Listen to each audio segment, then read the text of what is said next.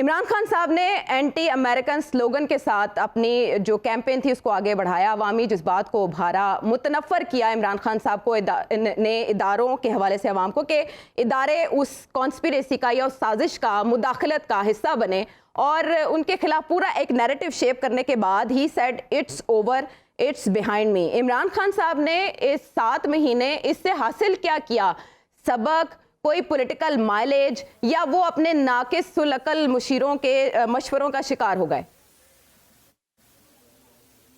دیکھیں، پہلے تو ہم سب کو معذرت کرنی چاہیے، امریکہ کی کتنی دل آزاری ہوئی ہوگی جب خان صاحب نے امریکہ کے خلاف باتیں کی ہیں نا، تو کتنا برا لگتا ہے کہ امریکہ کے خلاف کوئی بات کرے۔ مسئلہ یہ ہے کہ یہاں پہ خان صاحب نے کہا کیا ہے؟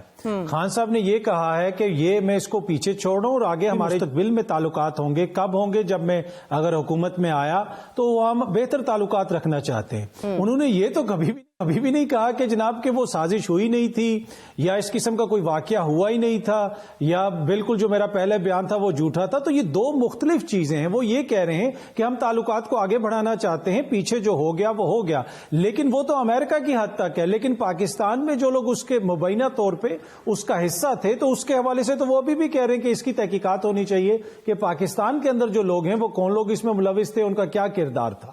تو یہ دو مختلف چیزیں، مجھے نہیں سمجھ آتی کہ پاکستان کے ایک معتبر انگلش کے اخبار نے بھی یہ کیسے اس کی تشریح کر دی، یا کیسی اس کی تفسیر یا ترجمہ کیا کہ اٹس اوور اینڈ بیہائنڈ می کو کہا کہ وہ دستبردار ہو گئے ہیں اپنے الزامات سے، وہ اب ان کو بلیم نہیں کر رہے۔ تو یہ بنتا ہے کہ ریزن عمران خان صاحب نے کیوں کہا it's over and it's behind می؟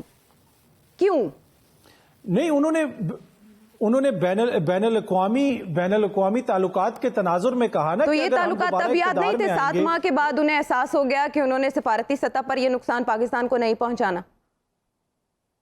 نہیں، وہ سفارتی سطح پہ نقصان نہیں، ان کا بیانیہ ابھی بھی ادھر ہے۔ وہ اس پرٹیکولر انسیڈنٹ کی بات کر رہے ہیں کہ وہ جو پرٹیکولر انسیڈنٹ ہے وہ ہمارے فیوچر کے تعلقات کو متاثر نہیں کرے گا، ایز لانگ ایز دوبارہ آپ ہمیں اس قسم کی کوئی حرکت نہ کریں، دوبارہ ہمیں اپنا غلام سمجھ کے اس طرح کا حکم نہ دیں، اس لیے دوبارہ آپ نہیں کریں۔ یہ اتنا سادہ معاملہ ہے کہ آپ کے ادارے کسی نتیجے پہ اس پہ نہیں پہنچے اور آپ کہہ رہے ہیں اٹس اوور اٹس بیہائنڈ می، یہ اتنا آسان ہے اطہر؟ نہیں، ادارے کیوں نہیں نتیجے پہ پہنچے؟ دیکھیں عائشہ، مسئلہ یہ ہے کہ آج ہیڈ لائن یہ لگائی گئی کہ PTI chairman no longer blames US for his ouster. Where did he, مطلب کہاں پہ انہوں نے یہ کہا کہ میں امریکہ کو بلیم نہیں کرتا؟ انہوں نے کہا کہ میں آگے بڑھنا چاہتا ہوں۔ ادارے تو آپ کے نتیجے پہ پہنچے تھے۔ آپ کی نیشنل سیکیورٹی کمیٹی نے 2 دفعہ اعلامیہ جاری کیا کہ امریکہ نے مداخلت کی اور سنگین مداخلت کی ہے۔ اب اچانک ایک دم سے اس کو ڈرامہ کہنا شروع ہو گئے، تو وہ انسیڈنٹ تو وہیں پہ ہے۔ تو جو انہوں نے بات کی آپ اس کے تناظر میں دیکھیں، باقی ہر کوئی اس کی اپنی تشریح کر رہا ہے۔ دیکھیں ہمارے لوکل میڈیا میں جو بھی بیانیہ عمران خان صاحب چلائیں گے، عوام اس کو بائے کر رہے ہیں، ضمنی الیکشن بتا رہے ہیں کہ عمران خان صاحب کا بیانیہ مقبول ہے۔ لیکن اگر انٹرنیشنل لیول پر بات کرتے ہوئے عمران خان صاحب وہ بات نہیں کریں گے جو وہ لوکل میڈیا میں کر رہے ہیں، تو پھر اس پر شکوک کے بادل تو چھائیں گے۔ اچھا، کس دن انہوں نے یہ بات نہیں کی؟ انہوں نے تو سی این این پہ بیٹھ کے یہ بات کی، ہر انٹرویو میں وہ یہ بات کرتے ہیں، یہاں پہ بھی ذکر کیا انہوں نے کہا یہ ہو اطہر، انہوں نے آنسرز کو اوائڈ کیا۔ انہوں نے کہا کہ ڈونلڈ لو کو امریکی مداخلت کا نہیں، میں آپ کو بتاتا ہوں، اگر آپ سن لیں میں آپ کو بھی بتا دیتا ہوں۔ سی این این پہ انہوں نے بیٹھ کے کہا کہ ڈونلڈ لو اتنا بد تہذیب انسان ہے کہ اس کو بد تہذیبی پہ ہی اتار دینا چاہیے، کہ اس کی جرت کیسے ہوئی کہ وہ کہے کہ اپنے وزیر اعظم کو بدلو۔ یہ انہوں نے امریکی ٹی وی پہ بیٹھ کے کہا تھا، ابھی بھی کلپس موجود ہیں، اور یہ کچھ دنوں میں دوبارہ کہہ دیں گے۔ جو لوگوں کی خواہش اگر ہے تو وہ دوبارہ کسی نہ کسی فورن چینل پہ بیٹھ کے یہ کہہ دیں گے، لیکن totally out of context in کے بیان کو لیا جا رہا ہے اور بغلیں بجائی جا رہی ہیں کہ وہ کہہ رہے ہیں کہ امریکہ اس میں شامل نہیں تھا۔ جناب وہ ابھی بھی اس بیانیے پہ قائم ہے، آج بھی انہوں نے بات کی۔ صرف انہوں نے یہ کہا کہ جس طرح آپ میرے ساتھ سخت سوال کرتی ہیں، میں کہتا ہوں ٹھیک ہے، وہ سوال پیچھے رہ گئے، اب آگے بڑھیں۔ وائی سو ارلی؟ عمران خان صاحب اس بیانیے کو آگے لے کر بھی تو چل سکتے تھے۔ اس کے جواب میں، اینٹی امریکن سلوگن کے جواب میں، وہ یہ بھی تو کہہ سکتے تھے جو انہوں نے کہا اپنے اس انٹرویو میں کہ امریکہ نے ہم سے ہمیشہ غلاموں والا سلوک کیا ہے، وہ صرف اتنی بات بھی کہہ سکتے تھے۔ لیکن why it's over and it's behind me, اس کو کنٹینیو کیوں نہیں رکھنا چاہتے تھے عمران خان صاحب؟ کیا حکمت تھی ان کے دماغ میں؟ دیکھیں، یہ جو ہمارا ایک آور ہے، جس طرح رانا صاحب نے ہیپی آور کا ذکر کیا کہ وہاں پہ کوئی فیصلے ہوتے ہیں، خان صاحب آئی ڈونٹ نو کہ کتنا لمبا وہ کس وقت بات کر رہے تھے اور کتنا لمبا یہ ان کا انٹرویو تھا، اسی کے دوران انہوں نے مختلف باتیں کرنی ہوتی ہیں، محدود ٹائم ہوتا ہے جو بھی ان کے اس کے اندر، اور آبویسلی وہ اپنے جو ان کا بیانیہ ہے اس کے اوپر وہ قائم ہیں، وہ اپنے کھڑے ہیں، وہ جو ان کا بیانیہ ابھی تک پہلے دن سے شروع ہوا تھا ابھی تک وہی ہے۔ یہاں پہ انہوں نے جس طرح رانا صاحب نے بھی فرمایا اور وجہ طور پہ فرمایا کہ یہ ایک امریکن سینگ ہے، ایک انگلش سینگ ہے کہ جناب وہ چیز ہو گئی، وہ وہیں پہ ہے، وہ وہیں پہ رہے گی، لیکن اب یہاں سے ہم آگے چلتے ہیں۔ اور اسی وجہ سے انہوں نے یہ بات بھی کی کہ ایسی کوئی غلامانہ طرز کے ہمارے تعلقات نہیں ہونے چاہیے، برابری کی سطح پہ تعلقات ہونے چاہیے۔ اور دوسری چیز جو آپ نے کہا کہ کیا عمران خان معافی مانگیں گے، مطلب ہزاروں خواہشیں ایسی کہ ہر خواہش پہ دم نکلے، تو خان صاحب نے تو کبھی نہیں معافی مانگنی۔ اور دوسری بات جو ایک اور یہاں پہ ذکر ہوا کہ ہمیں باہر سے ڈونر جو ہیں وہ ایڈ دیتے ہیں، ہمیں وہ ڈالرز بھیجتے ہیں۔ میں آپ کو بتاؤں یہ جو ڈالرز آتے ہیں یا جو بھی ایڈ آتی ہے کسی اکوپمنٹ کی سلسلے میں آتی ہے، کسی بھی ادارے کو آتی ہے، اس سے پاکستان کی عوام کو کیا ملتا ہے؟ UNDP کی رپورٹ کے مطابق، یہ غالباً 2 سال پہلے کی رپورٹ ہے، تقریباً 17 ارب ڈالر سالانہ جو پاکستان کی اشرافیہ ہے، جس میں سویلین اشرافیہ بھی ہے، ملٹری اشرافیہ بھی ہے، پولیٹیکل اشرافیہ بھی ہے، وہ یہ ان کو مراد دی جاتی ہیں تقریباً 17 ارب ڈالر کی سالانہ۔ تو جو باہر سے پیسہ آتا ہے نا، تو وہ میرے جیسے عام بندے پہ تو ویسے ہی خرچ نہیں ہوتا۔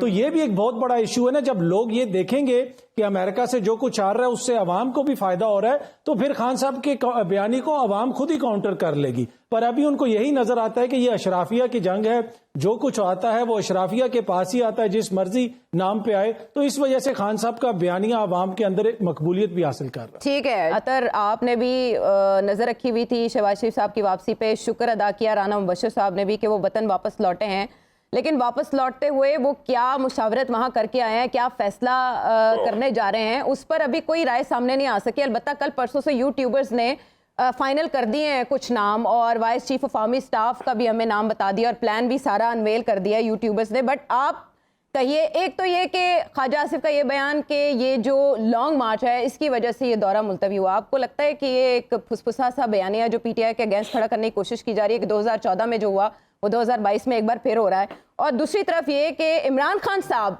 کہہ رہے ہیں کہ وہ چیلنج کریں گے، وکلا سے مشاورت کر رہے ہیں وہ اس بارے کہ کیسے ایک مفرور سے مشاورت ہو سکتی ہے آرمی چیف کی تعیناتی پر، یہ سیکرٹ ایکٹ کی خلاف ورزی ہے۔ تو اس کا مطلب ہے it wouldn't be an easy ride for the government کہ وہ کسی کو بھی اپوائنٹ کر سکیں۔ دیکھیں، جہاں تک رانا صاحب نے فرمایا کہ شہباز شریف صاحب کو کہیں پہ روک لیا یا پھر ان کے دورے میں جو وہاں پہ تھا اس میں ان کو توسیع کرنی پڑی، اس کا تو مجھے نہیں پتا، لیکن مجھے شک ہے کہ جتنا کم وہ پاکستان آتے ہیں نا، تو کسی دن پاکستان کے ایئرپورٹ پہ ان کو امیگریشن والوں نے روک لینا اور خبر آنی ہے کہ ایک شخص پاکستانی ایئرپورٹ پہ آیا ہوا ہے اور دعویٰ کر رہا ہے کہ میں پاکستان کا وزیر اعظم ہوں۔ تو اتنا ہی تعلق ہے آج کل ان کا پاکستان کے ساتھ کہ وہ پاکستان میں تو رہتے نہیں، چاہے کوئی امپورٹنٹ فیصلہ کرنا ہو، مشاورت کرنی ہو، سیدھے وہ لندن چلے جاتے ہیں۔ اب لندن میں مشاورت کرنے کی کیا تک بنتی تھی؟ پاکستان کے اندر ان کے سیاسی حلیف موجود ہیں، ان کی کابینہ موجود ہے، آلموسٹ 75 بندوں کی ان کی کابینہ ہے، تو وہ بندے کم تھے ان کے لیے مشاورت کے لیے کہ وہاں پہ جا کے انہوں نے بیٹھ کے مشاورت کرنی تھی؟ تو اسی وجہ سے پھر یہ ساری بحث سیاست کی طرف جاتی ہے، اور پھر ہم یہ بھی کہتے ہیں کہ ایک ایسی تعیناتی کرنی ہے، ایک ایسے ادارے میں تعیناتی کرنی ہے جس کا سیاست سے کوئی تعلق نہیں ہے، لیکن بحث ساری اس کے اوپر سیاسی ہو رہی ہے اور ساری سیاسی جماعتیں اس کے اندر بحث کر رہی ہیں۔ تو یہ ایشو ہے۔ اور دوسرا پھر دیکھیں نا، جس طرح آپ نے بھی ذکر کیا کہ افواہوں کی فیکٹریاں بھی گرم ہوتی ہیں، مختلف جگہوں پہ خبریں آ رہی ہیں، تو میرا نہیں خیال کہ اس کے اوپر ہمیں زیادہ توجہ دینی چاہیے۔ جس قسم کی خبریں شیئر کی جاتی ہیں، کسی نے تو یہاں تک کہہ دینا کہ کیپٹن صفدر کو اگلا آرمی چیف بنایا جا رہا ہے، وہ غیر سنجیدہ باتیں ہیں ساری۔ جو بھی آئین پاکستان کے تحت جس کا استحقاق ہے، وہ وزیر اعظم کا استحقاق ہے، وہ انہوں نے کرنا ہے۔ جتنی فوج کی اعلیٰ قیادت ہے وہ سارے کمپیٹنٹ ہیں، جن کے بھی نام آئیں گے ان میں سے کسی کی بھی تعیناتی ہو سکتی ہے، لیکن انفارچونیٹ یہ ہے جو اس وقت سیاسی ماحول بنا ہوا ہے اور جن لوگوں سے مشاورت کی جا رہی ہے۔ جہاں تک دورے کا تعلق ہے کہ دورہ عمران خان صاحب کی وجہ سے کینسل ہوا، اس پہ پہلے تفصیلاً یہاں پہ بات ہوئی ہے کہ دیگر ممالک کے دورے بھی تھے، اور جب انہوں نے کینسل کیے یا موخر کیے تو دیگر ممالک کے بھی ہیں. اور چھوٹی سی چیز ایڈ کر دوں گا, اکثر یہ ذکر کیا جاتا ہے کہ بھٹو صاحب کی طرح پاپولر تھے, جس طرح بھٹو صاحب نے یہ کیا, خان صاحب اتنے پاپولر ہیں. دیکھیں یہ بڑا غلط کمپیریزن ہے. بھٹو کبھی بھی پاپولر نہیں تھے. بھٹو کو 80 سیٹیں ملی تھی, شیخ مجیب الرحمان کو 160 سیٹیں ملی تھی. بھٹو اقتدار پہ قبضہ کیا تھا. بھٹو دونوں دفعہ ان پاپولر تھے. عمران خان آج انپریسیڈنٹڈ لیول پہ ان کی پاپولیرٹی ہے.